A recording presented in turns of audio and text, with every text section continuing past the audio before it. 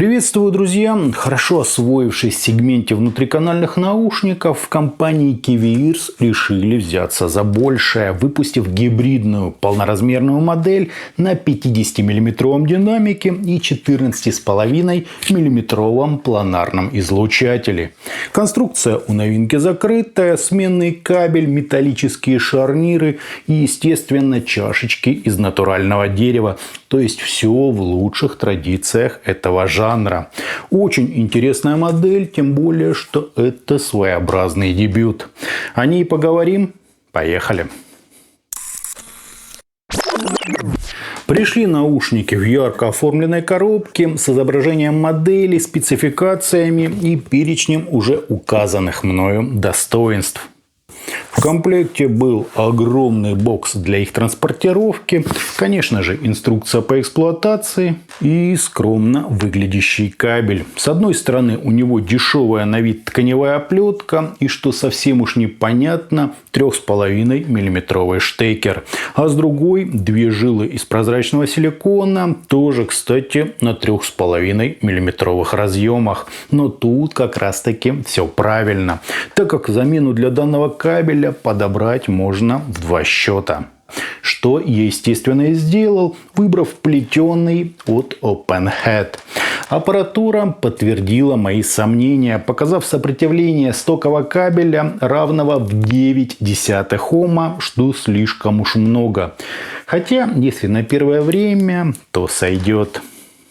Чашечки, как я уже упомянул, имеют деревянную внешнюю часть с отверстиями для компенсации и подключения кабеля, закрытой акустической конструкцией, амбушюрами из кожзаменителя, металлическими шарнирами со степенями свободы на 45 и 90 градусов и регулируемым оголовьем тоже на металлическом каркасе. Смотрится это солидно, сидят они удобно, излишне не давят, уши в них почти не потеют и, главное, комфортно размещаются внутри. Вот так, друзья, это все и выглядит.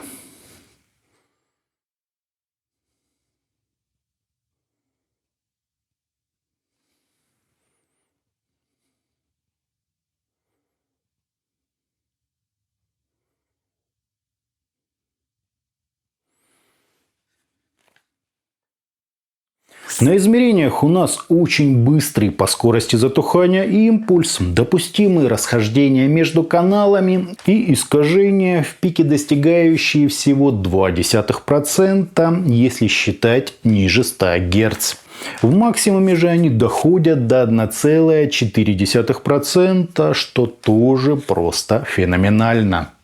Фаза нормальная, а водопады на 30 и 60 дБ вы, как обычно, можете рассмотреть на соответствующих графиках. По АЧХ же мы имеем подъем низких частот на 11,5 дБ с небольшим ослаблением на самом краю, вполне адекватное выделение области разборчивости и чуть притушенные, но протяженные высокие частоты. То есть все, как было заявлено производителем.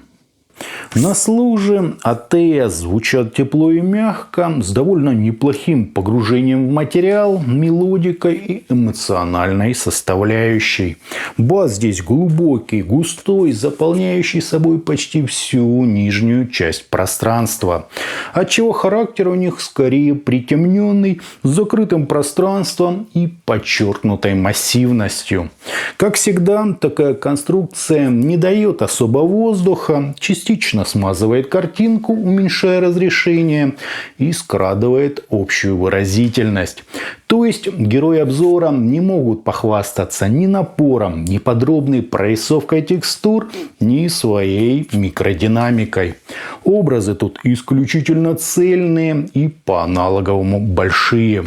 А вот на серединке, видимо, за счет планарного излучателя, есть кое-какой задел по четкости и контролю. А значит, инструменты, которые тяготеют к верхней части диапазона, действительно способны удивить и проработкой текстур, и прямо-таки живой музыкальной подачей. Как и верха, которые пусть и немного задвинуты, но чистые и по планарному прозрачные. Сочленение у драйверов, на мой взгляд, просто отличное, лишь иногда всплывают уж слишком проработанные на фоне общей мягкости, глубины и тепла инструментальные партии. Да и баланс, хотя и с оговоркой, но можно назвать хорошим.